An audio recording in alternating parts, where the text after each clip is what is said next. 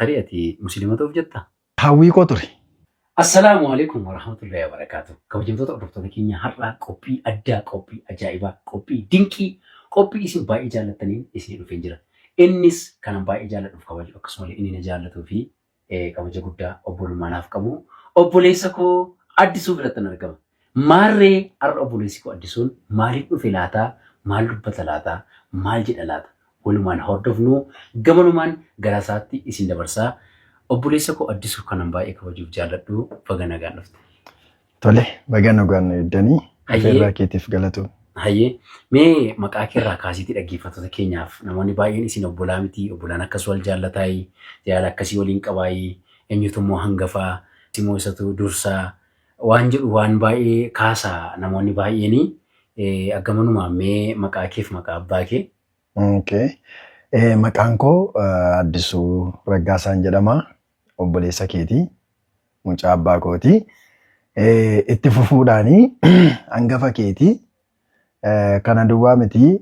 Maaliif amma kana wal jaallattu obbolaan akkatti wal jaallataa kan jedhamuu fi addunyaa kanarraa namnan jaalladhu si malee waan hin jirreef dirqama immoo si jaallachuu waan hin qabuufan si jaalladhaa. Si jaallachuu bichaa miti isin kabajallee. Rabbi si haa kabaju ulfaadhu addee. Dhugaa dubbachuuf anillee hedduun si jaalladha. Akka nu wal jaallannu nama miti sheexannu beetti. Alhamdulillah isa jaalannuu kenne Rabbi. Galatoom jecha gaafii biraadhaan. Addisuun amma maalirratti argama? Maal hojjechaa jira? Okay, ani amma kanan hojjechaa jiru hojii dhuunfaa kooti. Hojii dhuunfaa ani hojjedhu mana beeksisaa fi maxxansaati. Hojii dhuunfaa korran jira. Duratti garuu waldaa kiristaanaa, waldaa ministirii dhuunfaadhaa wajjin warra laayisensii qabanii wajjiniin hojjechaan ture. Amma garuu gochoonni wantoonni achi keessatti dalagamu hedduunsaa dhugaarraa kan fagaateef kan nama jibbisiisu wanta ta'eef akka waaqaatti cubbuu akka seeraatti immoo yakka ta'uusaa wantoota baay'ee waan an argeef anis innis mataa koo galee gara waldaa jalqaban keessatti guddadheetti gara waldaa guutuu wangeelaatti deebi'ee hojii dhuunfaa koo akkuma ati beektu obboleessi koo namni baay'ee jaalladhu abdiin banee naaf laannaan isa hojjechaa jiraani.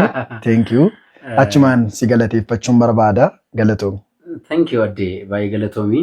Akkuma atu kaastee waldoota ministirii yookiin immoo waldoota abbumti fedhe laayisensii fudhatee hojjetu keessaa akkati baatee anis quba qaba. Wantoonni achi keessatti hojjetaman baay'ee isaa akkasitti tole yeroo baay'ee nattaasaa turte ta'u yeroo baay'ee waliin haasofneerra. Inshaallah gaariidha adeemsa gaariirra jirta. Thank you. Baay'ee gaariidha. Hayyee mee Addisuun yeroo baay'ee yeroo tokko akka waan amantii Islaamaa arrabsuutti yeroo itti ilaalamu jira. Yeroo tokko immoo akka waan amantii Kiristaanaa arrabsuutti yeroo inni itti ilaalamu jira. Namoonni amantii Islaamaa hordofanii Addisuun yeroo tokko nabii keenya qeeqaa, Quraana qeeqaa waan akkasii hin ka'a. Yeroo tokko immoo hordoftoonni amantii Kiristaanaa Addisuun amantii Kiristaanaa arrabsaa, Addisuun shaadaa qabachuu fi Addisuun musliima ta'uu fi yaada jedhu hedduutu dhufa. Mee ati garuu amantii kana lamaan irratti ilaalcha akkamii qabda? Addi akka miidiyaatti osoo hin taane akka yaada dhuunfaa keessa namummaatti. Nama gosa lamatu jira. Nama miidiyaaf nama lafaati. Lafarratti hawaasa wajjin waan jiraattuuf ilaalcha qajeelaa qabaachuun dirqama.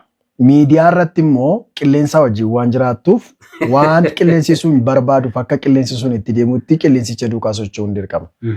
Walumaa gala amantii Islaamaafis amantii Kiristaanaafis ilaalcha hin qabu ilaalcha tokko qofaadha. Innis ilaalcha qajeelummaa jaalala of keessaa qabu. Inni guddaan dhugaan eessa jira kan jedhu dhugaa lafa jiru Rabbi tokkichatu beeka. Ameen. Bichaan mootuu hin taane gama Islaaminaatiin yoo ilaalle hanqinoonni lakkoofsa hin qabne baay'ee jiru. Gara Kiristaanummaatiin yoo ilaalle hanqinoonni lakkaa'amanii hin dhumnes immoo jiru. Hanqinoota kana caalaltee keessaan fixxu. Rakkinni gam lamaaniinuu karaa amantaa Kiristaanaas Islaamaas jiru akka cirracha galaana keessa jiruuti. Cirracha galaana keessa waraabeen fixa yookaan funaaneen fixa yoo jette hin dandeessu yeroo keetti fixxa malee. Umurii keetti fixxa malee. Rakkoo gamlachuu jiru iyyuu immoo qulqulleessee keessaa baaseen amantaa kana amantaa isa qajeelaan godha yoo jette yeroo keetti fixxaa sammuu keetti fixxatti jibbamta malee wanti si fayyadu tokko hin jiru. Sababiin isaa gam lamaaniyyuu amanticha rakkoo uumetu hin taane namoota ga'insa malee yookaan immoo barnoota quubsaaf ga'aa tokko otoo hin fudhatiin beekamtiidhumaaf akkasumaan immoo beekumsa barbaachaaf otoo hin taane akkasumatti itti dhaqanii kan irra taa'an akkas jechuun maal jechuudha. Mana bunaa gaafa dhaqxu iddoon kun kan kee ta'e sii qophaatu hin taane waama sitti dhufe irra dhaqxee teessaan warra utuu karaa deemanii dhufanii barcuma yookaan teessuma argatantu irra taa'etu amanticha geggeessaa waan jiruuf abbaa amantaa sanaatu rakkoo amanticha keessatti uume babal'isee gam lamaaniin iyyuu hammeeffame akka ilaalamu godhe malee ani ilaalcha badaa lamaan isaaniif iyyuu hin qabu. Kanaaf iyyuu rakkoon amantaa kana keessatti akka uumuu kan godhe namoota barnoota malee abbaa amantaatti ta'e jechuudha. Akkas kunoo. Maashaallah yaada gaarii nu kaastee addoo galatoomii. Maashaallah jechuun bareeda akka jechuuti. Waaw akka jechuuti. Dansaa jechuudha. Ayyadde miigaafi tokko si gaafadhu. Tole. Utuu aboo wa'ii sii kenname addunyaa kanarratti waan takka qofa sirreessuu dandeessa ta'uu siin jedhanii mee maal sirreessitu? Hawwii koo ture bira ga'uun dadhabe. Waan bira ga'uu dadhabee fi warra nama qabantu na durse warra birrii qabantu na durse malee fedhii koo ture. Innis maa inni addunyaa kanarraa wanti yeroo carraa takka bichaa kennu sirreessuudhaaf sii kennama jedhanii isa jalqabaa akkaataadhuma amantaa kootti amantaa koo irratti hojii hojjedhu jira. Innis maa inni fakkeenyaaf as ministiriidhaa Baalaraa'ineen hundeessaaf abbaa mul'ataa waldichaa jedhanii Kiristoos isuma lallaban sana immoo keessaa baasanii ofii isaanii immoo Kiristoos isa lammaffaa of godhanii ana abbaa mul'ataa waldaadhanii sabni kun immoo saba koo jedhanii mucaa tokkotu guyyaa tokko akkasitti hoolota koon bakkeetti naqee dhufe hoolota koon na eegaa jirannaan maaliif kalootti naqxeen dhuftureetti bara itti tajaajiltoonni amantoota waaqayyo akka hoolaatti lakkoofu yoo barbaanne gaadinee elmachuu yoo barbaanne immoo gaadii malee elmachuu yoo barbaanne jedhanii gaafa wanti jedhan wanta ta'eef inni guddaan sirreessituu dhamee waldaa mul'ata argine Baalaraa'ineen jedhanii hundeessaadha abbaa mul'ataati ani jedhanii dafqa uummataa qanseeraa warshaa iddoo garaagaraa dhagaa gototaa oolee fidiyaa siraata samana waaqayyoof kennuun haadha manaatti suufii hodhisiisaa ofitti suufii hodhisiisaa laphee dhiibanii jiraatan sana lafa isaan jiranitti manicha irratti cufe waldaa Itoophiyaa keessa jirtu immoo waldaa Makana Yesuusiif mulu wangeelii qofaatti deebise warratti saamtuu hattuu zayitii gurgurtuuf ashaboo gurgurtu waan waaqayyotti hin himne warra himtu kana yookaan ilaaba buleessa koo keessa turteetta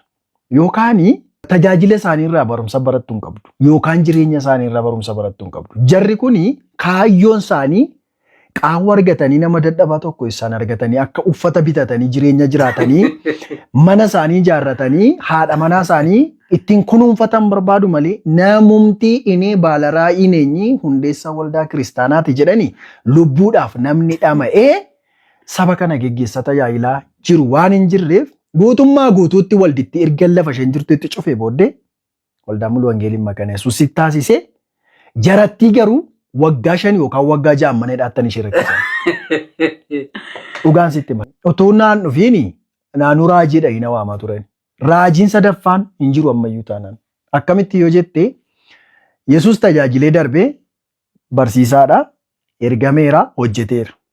Raajonni 17 immoo macaafa qulqulluu keenya keessatti caafamaniiru. Warri amma dhufan kun raajota eenyuti isaan? Kan naan galle. Moo macaafa sadaffaa barreessuu yaalamutu jira moo lafa sadaffaa lammaffaa sadaffaa uumamu jira moo samii lammaffaa uumamutu jira moo raajota warra amma jedhan kana macaafa qulqulluu isa kamtu isaan deeggera. Apoostiliidha warra jedhanii isa kamtu isaan deeggera. Dhugaan sitti maachuudha. Walumaa gala maqaan isaan ofirra kaa'an kuni dookimentii yookaan immoo waamama maqaa beekamtii waaqa biraan qabne fuudhanii ofirratti laxxafan malee raajoti warri amma jiranii otoo tajaajilaafaa of hin jedhanii hojjetaafaa of otoo hin jedhanii agalgaa'ifaa otoo of hin jedhanii malee raajii apoostil minaamin kan jedhu deeggarsa macaafa qulqulluu walumaa gala hin qaban.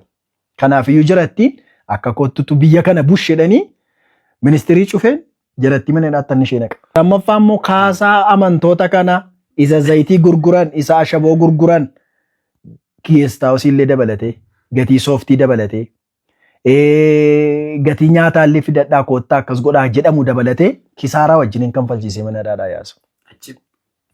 Kanadha jechuudha. Mikinaatu gufannaaf gufuun dhaloota kanaa inni guddaanii warroota abbaa hafuuraa hin qabne akkasumatti karaa deemaarra warra dhalatan utuu waan argine warradhan otoo seexana takkitti iyyisiisuudhaaf 3 seexana iyyisiisanii 7 immoo ofii iyyan kana isaan kanan iddoo iddootti gashaa otoon silxaanni wayinaa kenname. Aboo Rabbi silxaana jistaa kennu. Ameen. Maashaallah. Kabajamtoota hordoftoota keenya qophii keenyarraa baay'ee akka baratan akkasumallee akka bashannantan abdii guddaan qaba. Hayyee addee ammallee gaaffii tokko sii dabaluu laata? Naaf dabali. Hayyee galatoomne. Amma bara keenya keessaa yeroo itti Waaqayyo akkasiin jedha jedhu keessa jirra. Waaqayyo akkasiin jedhe. Waaqayyotu akkasiin jedhe bara jedhu keessa jirra. Namoonni baay'ee immoo interview yookiin immoo dhuunfaadhaan namoota hedduu wajjin haasaa oolla miire Waaqayyo akkas naan jedhee ture garuu waggaa 10 baranaa nama faa Waaqayyo fooqii ijaarta jedhee nama du'eefaa jira. Nuyi iyyuu beenna miti nama meeqa fira keenya baay'ee biraa dhabnee irra sababii garaa garaatiif Waaqayyo akkasii godhadhee nama meeqatu boqoo addunyaa kanarraa godaane. So Waaqayyo akkasiin jedha jedhamee utuu Waaqayyo isa sana jedhee hin godhin yookiin wanti sun utuu raawwatiin namoonni addunyaa kanarraa boqotan yookiin immoo deeman yookiin immoo utuu raawwatiin turu rakkoon kun maalidha jettee yaadda akkamitti ilaaltati wanta kana? Inni kun Waaqayyo Waaqa dubbii dubbateef duuba deebi'us yookaan immoo isa dubbate utuu namaaf hin laatiin utuu namaa hin argisiisin Waaqa nama ajjeesu miti. Waaqayyoon dubbate jechuun hin xumurame jechuudha. Jarri Waaqayyoon natti midhanii Waaqayyo wajjin wal argu miti hafuura qulqulluu wajjin wal hin argine. Dhugaan sitti maal jechuudha. Yesuus wajjin waliin agarreettee? Daandii walirra iyyuu hin baane. Akkas jechuun maal jechuudha? Waaqayyo Museen umtiyyuu Waaqayyoon abidda keessaan sagaleedhaan arge malee qaamaan namni Waaqayyoon arge hin jiru. Otoollee xiqqoo hafuura qulqulluun akkas naan jedha jedhanii amma tokko hin deemsisa. Waaqayyo natti dubbate gaafadhamu Waaqachuun ikko uumaa wajjin haasaa jiru jarri kun jechuudha. Uumaa wajjin haasaa jiru erga ta'ee hafuurri qulqulluun eenyutti dubbata. Yesuus akkas jedhe anu hafuura koo isin biratti nan dhiisaa inni immoo isin jajjabeessaa jedhe hafuura koo nan erga isinitti nan dubbadhaa jedha innooti hafuurri qulqulluun hojii dhaabe Waaqayyo ilmi immoo Yesuus hojii dhaabe akkamitti Waaqayyo abbaan ilmaa fi hafuura qulqulluu bira dhufee namicha kanatti himuu danda'a. Walumaa gala Waaqa jaratti hin himne. Dogoggorri Saamsoon inni jalqabaa kufaatii isaatu hin taane raqa keessaa damma nyaachuu isaati. Sobni raajota kanaas immoo ergaa dubbachuutu hin taane utuu Waaqayyoon himee Waaqayyotu natti himechuu isaati. Kanaafi Waaqayyo takkaayyuu karaa hafuura qulqulluutiin namatti dubbata malee kallattiin dhufee kan dubbate jira yoo jedhame macaafa qulqulluu keessaallee utuu nuu dhiyaate natti tola. Na waan nama dhibu. Kanaafi namoonni baay'een kan isaan abdii kutatanii amantiitti dadhabanii laafanii akka hin taane taa'aa jiranii Waaqayyo akkasiin jedhee maal atumtuu yaadatta gaaf tokko raajii wayii tokko naa raaji atumtuun beetta. Waaqayyo to'ati mana fincaanii riimootiidhaan banattuuni natti argisiisee naan jedhe. Yaadatta inni? Sirriitti yaadatta. Mannati itti galtuu riimootiidhaan banamaa naan jedhe. Manni fincaanii kee sireen kee riimootiidhaan banamaa. Olutaalee lafa gangaladhe suufee ofirratti balleesse hin galee. Dhugaatti jechuudha. Isa yommuu bara 2000 meeqanaan jedhee bara 2013 keessa sii ta'anaan jedhe. Waaqayyoof haa galatu. Manni fincaaniitti fayyadamu manni balballi isaa nama rakkisa. Dhugaatti kiraayidhuma keessa hin jira. Amma 2010 meeqa keessarraa? 17 keessa. Waggaa meeqa darbe jechuudha? Waggaa 4. Akkasi. Sii galee 13 fudhattadhe waggaa arfaffaa darbeera. Wajjiruma mootummaa jiraan jedhaman wanta akkasii kun. Manni fincaanii riimootiidhaan banamu kun. Tiraan biyyuun qaba obboleessa. Kanaaf jarattiin fiilla fiitii isaatu ergaa Waaqayyoo qaba malee dudduubni isaa maallaqa qaba. Bu'aa qaba. Achumaan maaliif waldaa ministirii keessaa baateetu gara waldaa isa jalqabaatti dhufte yoo jette waldaa ministirii keessatti obboleessa koo yoo shaanxaa baattee yoo sooftii dhiyeessite yoo bishaan dhiyeessite yoo birrii qabaatte immoo affaanyii dula xibsi minaame waamtee afeertee yoo jala fiiddee harka rukuttee fi shamarra qashtii babbareedduu ishee immoo barbaaddee fiddee immoo yoo waatti kennite malee tajaajilaaf iddoon qabdu. Naaman ilaa. Gubboo laatta shamarra fiddee gubboo laatta. Kanammoo waanuman ija kootiin irratti ta'aa ture argaa ture waanta ta'eef na amantaa nama maallaqa kaawwate maallaqa namaaf kennee maqaa namaa dhaqiitiin yaafadhu kootti ittiin jedhee maqaa namaa fidanii iddoo aarsaa irratti waaman namoota jidduutu jira. Sabni keenya garuu kanan beeku harka rukutaa fi ni ililcha hin gammada. Kanaaf walumaa galatti Waaqayyoof jarattiin kun waliin agarree Waaqayyo keessaan birrii argu malee Waaqayyo keessan rakkoo namaan arganii jechuun barbaada. Meesh hawaasi kuni kanan beeku ummati kun kanan beeku calloon harka reebe ililjiidhe olutaalee kufee wambarii cabsee gala. Hawaasa humaan beekne kanaaf hawaasa goonfamaa jiru kanaaf dhaamsatti dhaamtumaa dha. Baay'ee si gaddisiisu. Dhugaa. Nama daabboo tokko dhaqee birrii 20 bitatee galuu hin dandeenye waldaa gaafa dhaqan garuu sabbata isaanii akkamittiin akka hiikanuu hin beekan. Maajikiidhaan itti bu'aa ta'uu, seexana wayii itti godhu ta'uu, hafuura itti baafatan sanaan joonjeessoo ta'uu naan galu malee mana keessaati walirra kaadhe mana kiraayee kanfala namicha tokko takkas godhe mana kiraayee kanfala walitti qabateetu ilaa Waaqayyo waan akkasiin itti dubbataa jira argaan jira waatu sii gadhiifama ergaatti dubbate amma birrii walitti qabdee jirta fidinaa kenniiti waa sii gadhiifama namichi sun hin fide hin kenne utuu hin turiin sagantaa sa'aatii lammaffaatti hin deebi'ee balaa makiinaatiin looko raajota akkasiifaa jira. Achumaan immoo waanan sitti himu ergaan sii qaba. Yeroo isaan beeku malee, sa'aatii isaan beeku malee, guyyaa isaan beeku malee, karaa kamiin akka ta'e hin beeku malee, yeroo dhiyootti si eebbisa Waaqayyo. Ameen. Ankanan jedhu. Inni akka inni si eebbisu natti himu sun yeroo isaa maasii dhosse. Maalan beekan. Guyyaa isaa maasii dhosse. Maalan beekan. Akkamittiin akka eebbifamtu maasii dhokse. Waan ittiin eebbifamtu maasii dhokse. Waan ittiin eebbifamtu maasii dhokse. Jarattiin kun si keessaa faayidaa barbaadu malee mul'ata si argan hin qaban. Dhugaan sitti himaa jechuudha.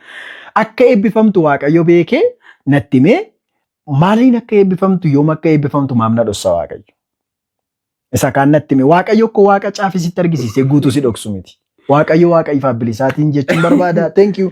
Amantoota keenyan kanan dubbachuu barbaadu raajota akkasiirraallee. Sireesii godhiyaase. Kanaafuu amantoota keenyaaf sireesii godhiyaase. Amantoota keenyaaf dhaamsi dhaamuu barbaadu akka nama shonkooraa nyaatuutti nyaatamurra darbitanii akka nama abukaadoo quncisuutti yookaan muuzii quncisuutti quncaafamaa jirtu. Kana bareechaa beekaa. Akkas jechuun maal jechuudha? Waaqayyo waan raajii sobaa qallabdeef sin eebbisu. Tokko. Lammaffaa sa'aatii nama keessa jiru sa'aatii baay'eetti of eeggannoo goonu. Sa'aatii namarra keessa jiru sa'aatii itti tajaajila kan akka biizinesiitti tajaajiltoonni fayyadamaa jiran waanta ta'eef qabeenya keessan eeggadhaa, shamarra keessanis eeggadhaa. Dhaamsi koo kanuma kanan dubbachuu barbaadu. Thank you. Ayyaadde. Namoonni baay'een addisu baay'ee si shakku. Tarii ati musliimota of jettaa? Gaaffii bareedaadha. Hayyee kabajamtoota hordoftoota keenyaa kutaa lammaffaasaa guyyaa hin beekamnetti isiniif dhiyeessinaa. Abdiidhaan obsaan nu eegaa isiniin jennaa. Egaan qophii keenya irraa barumsa guddaa akkasiin barattan shakkii takka illee hin qabnu galatooma barakadhaa. Wassalaamu alaikum wa rahmatullaahi wa barakaatu. Thank you.